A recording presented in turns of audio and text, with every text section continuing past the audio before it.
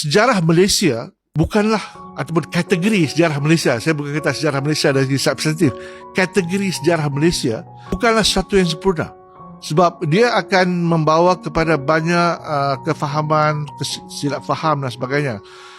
Untuk memahami sejarah Malaysia, kita mesti memahami sejarah rantau ini. Tak kira istilah apa yang kita gunakan, alam Melayu, Kepulauan Melayu, Nusantara, Southeast Asia pun iyalah. Tapi saya tidak menganggap saya warga Southeast Asia. Malaysia bingung dengan sejarah mereka sendiri ya. Profesor Malaysia ini kebingungan dengan sejarah negaranya yang seperti tidak punya jati diri, asal mula mereka. Mari kita bahas. Saya menganggap saya warga alam Melayu, Kepulauan Melayu, ataupun kalau orang Indonesia ada, warga Nusantara yang termasuk Semenanjung, tapi mungkin Nusantara tidak termasuk Kepulauan Filipina.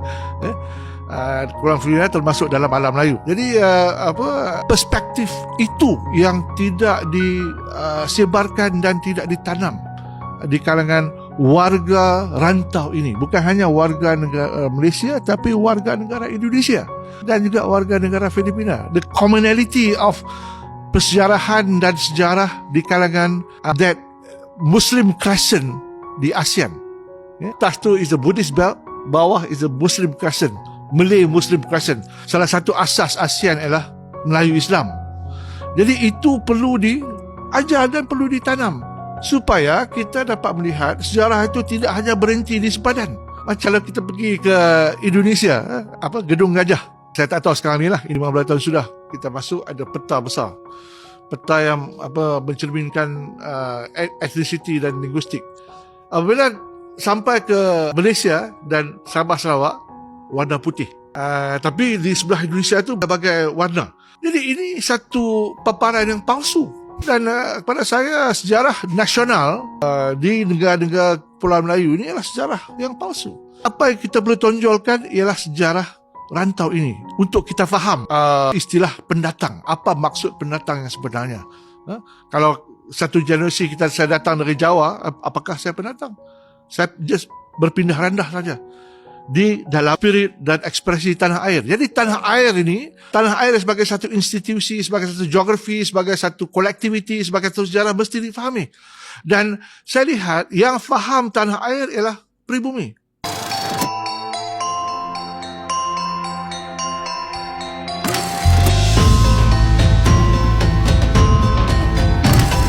Adakah sekarang ini ada gerakan untuk mencari sejarah masing-masing disebabkan sejarah rasmi dalam parenthesis ataupun dalam quotation mark itu tidak cukup menggambarkan sejarah semua di Malaysia ni? Ya. Ini saya selalu fikirkan bagaimana sebuah negara bangsa, kita ni terperangkap. Kita merupakan sebuah negara bangsa pasca 1957, post-colonial nations, dan diwajibkan bahawa setiap negara bangsa ini mempunyai sejarah nasional. Jadi apabila kita, bukan hanya negara kita tapi negara lain juga, apabila kita diwajibkan untuk mengasaskan satu sejarah negara, sejarah yang bersifat nasionalis, sejarah yang mendampingi kekuatan dan kewibawaan negara bangsa itu sendiri, kita terperangkap dan kita tidak mempedulikan masa lalu. Jadi ini merupakan satu masalah untuk kita muatkan zaman yang begitu panjang kepada satu negara yang mungkin berumur 60 tahun. Bukan seperti negara Eropah. Jadi apabila kita melihat sejarah, saya ingat kita perlu tahu bahawa sejarah ini dalam penulisan sejarah, kita tidak boleh pilih semua.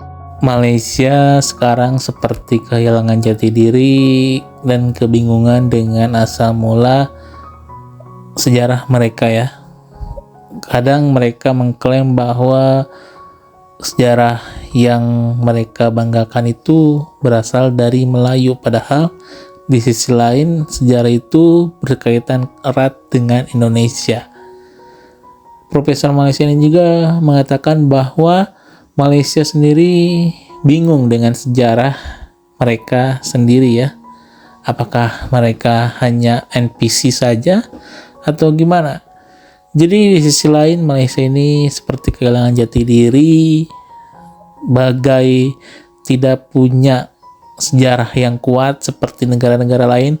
Jepang mempunyai jati diri, mempunyai budaya yang kuat, samurai dan lain-lain. Korea pun sama ya, dengan kerajaan Joseon dan lain-lain. Indonesia pun sama dengan sejarah Majapahit dan Gajah Mada, kerajaan Jawa-Jawa, semua mempunyai kaitan yang erat dan menimbulkan budaya yang kuat supaya menjadi kuat si budaya kitanya ya. Dan profesor-profesor yang ada di Malaysia itu bikin aneh atau bikin kegaduhan. Salah satunya Melayu bisa terbang, Candi Borobudur adalah Melayu, dan lain-lain. Ini membuktikan bahwa mereka kebingungan dengan sejarah mereka sendiri.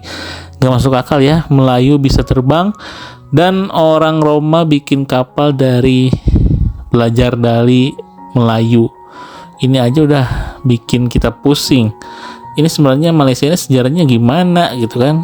Mereka ini Melayu atau gimana? Jadi segitu aja. Menurut kalian gimana guys? Apakah ini sebuah keanehan atau sebuah ya biasalah Malaysia seperti itu atau gimana? Tulis di bawah, jangan lupa untuk like, komen, dan subscribe-nya. Oke. Dadah.